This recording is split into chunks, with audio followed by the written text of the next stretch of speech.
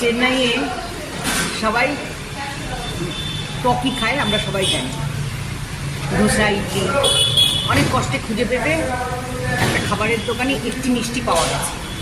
Sweets বলতে এই paper sweets. দেখো পেপার সুইটসের মজা দেখো বন্ধুরা, তোমাদের জন্য দেখাচ্ছি। এই যে খুললাম, কাগজ খোলা হলো। এর ভেতরে কি আছে জিজ্ঞেস করতে বলছে। এর ভেতরে আছে গুড়, এটা নাকি গুড়, ড্রাই ফ্রুটস এবং ড্রাই ফ্রুটস।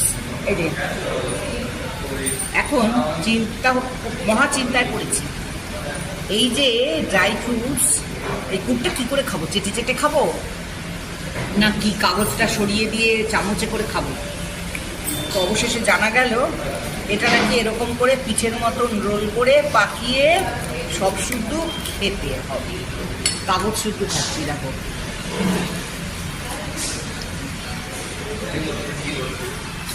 দারুণ খেতে। চেন্নাইয়ে আসলে এটা কিন্তু খেয়েও অন্তত পাবে তোমরা।